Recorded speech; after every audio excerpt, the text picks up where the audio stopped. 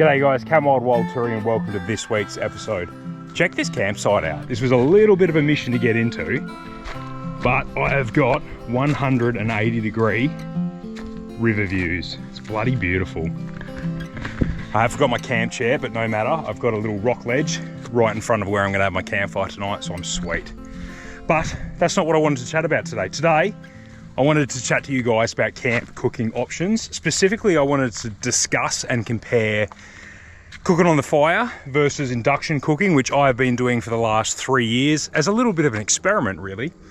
And the third option was gas cooking, which is probably what most of you guys are doing, cooking on propane or butane gas cookers. So let's get into that. But before we do, don't forget that we are running a pre-order on adventure shirts right now, like the one I'm wearing, and all our previous options as well. So if you want to get your hands on one of those, you've only got 2 weeks to get in before the pre-order closes. Check them out at wildtouring.com.au. Righto. So if you've been watching me for some time, you would know that I do predominantly all of my camp cooking on an induction top. But what you may not know is that my favorite method of camp cooking is actually cooking on a fire. But there are really good reasons why I don't do that all the time. Temperature control on a fire is really difficult, and it's very easy to undercook things or absolutely totally burn them and end up eating charcoal, which seems to happen quite a bit.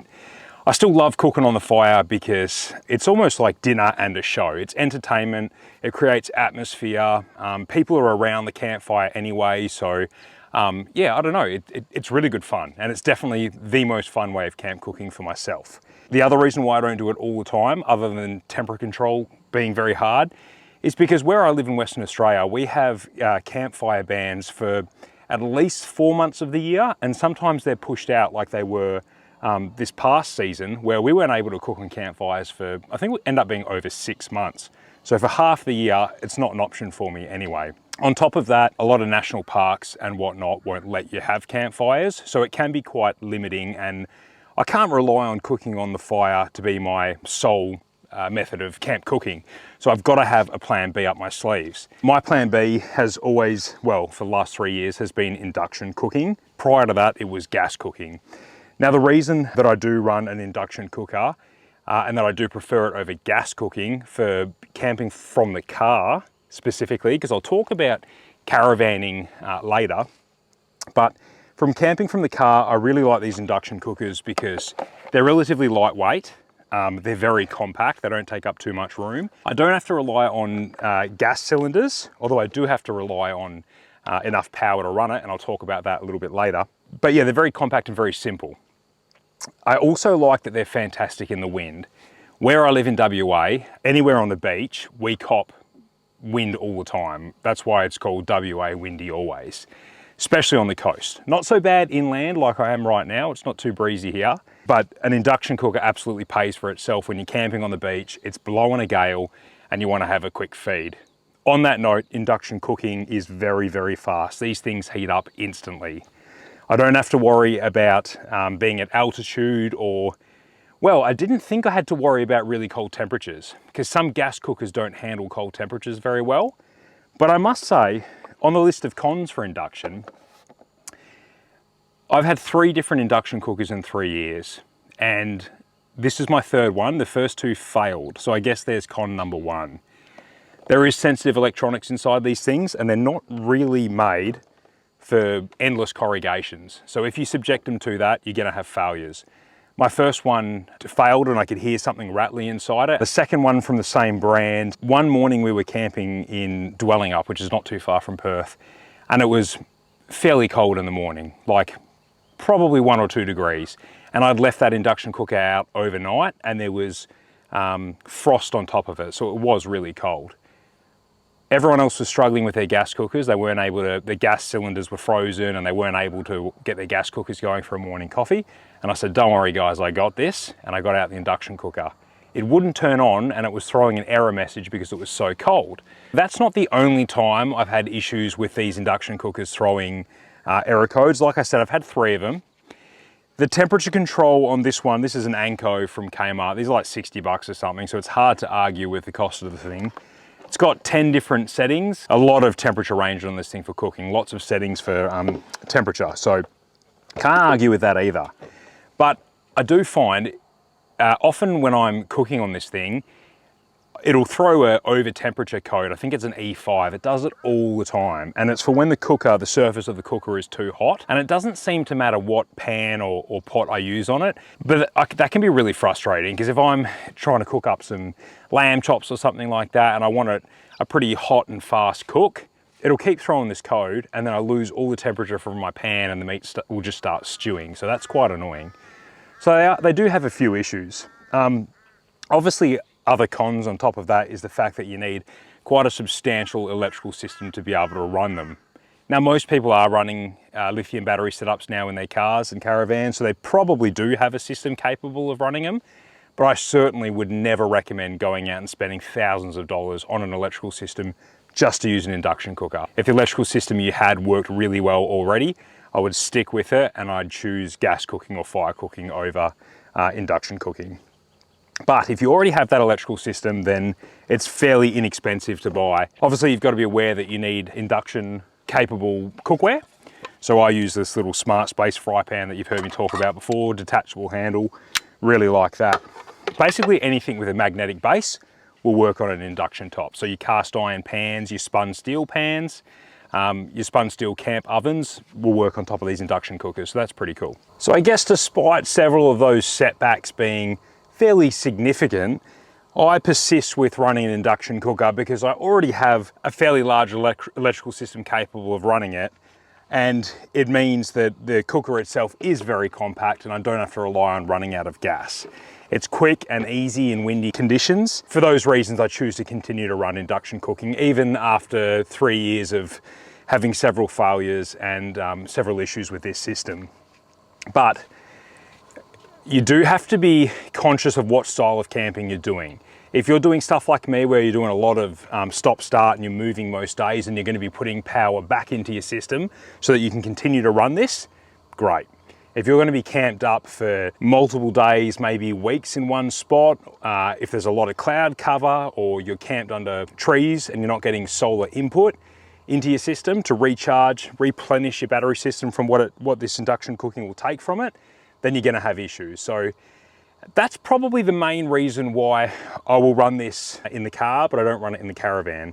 I find with the caravan, I will park up the van for a week, maybe longer, off-grid, and I will favor gas cooking. So if my van is parked up and I am in cloudy conditions or I'm parked underneath some trees, I'm not going to have issues with running out of battery power. And I guess the other reason that I'll favor gas cooking in the caravan over induction cooking is because the induction cooker makes a lot of sense for the style of camping that I'm doing from the car. If I'm moving regularly, I'm going to be camping outside in windy conditions, I've already got an extensive battery system, induction cooking wins. Induction cooking makes so much sense.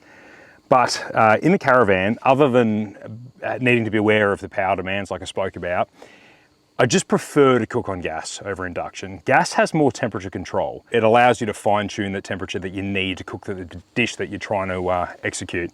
And for that reason, I also don't use an induction cooker at home in our house. We're actually looking at selling our house and building another house. And Tiff and I have already had a discussion, and we would definitely be putting a gas cooking system into the new house. It's about the cooking experience, and I prefer to cook on gas over induction. There you go, in a nutshell. I love my campfire cooking when I can, when campsites allow it and the weather allows it and the fire conditions or the fire season allows it. I'll always opt for cooking over the fire.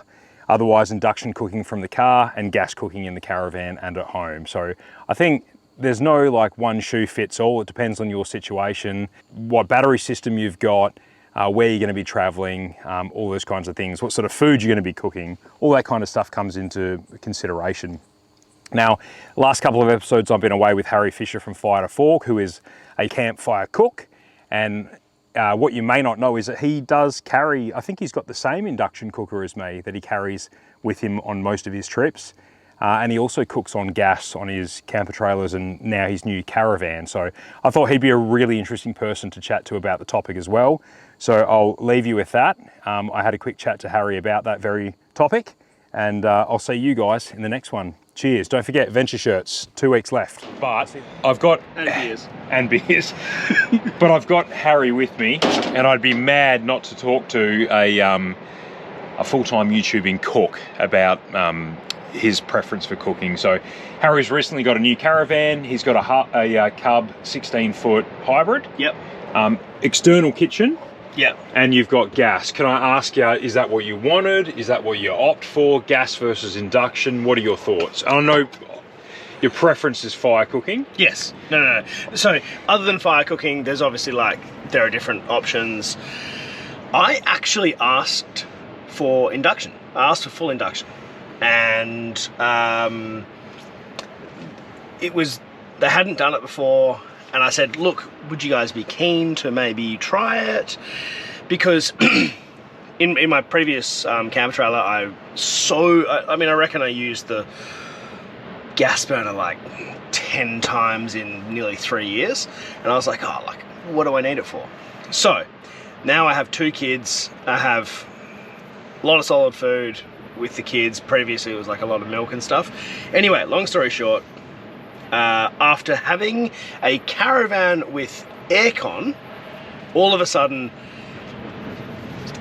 yeah, I really, really appreciate how power efficient gas is versus induction. I like induction for quick meals, for really, really windy conditions, or for being able to cook inside, but for just general day-to-day, like a night like tonight, it's not windy, I would use the gas. And however, if you're thinking, oh, I need induction, and you're thinking, I'll put a power system in to power induction, particularly in cars, I think that's really dumb, because you're basically spending, $6,000 roughly, minimum, to have a good enough power system to run induction in a car, where I think something like a Jetboil, or like one of those big Jetboil Genesis, which are pretty windproof, something like that, which is $400 or $500, you're basically spending $6,000 to solve a $400 problem. That's kind of my thought.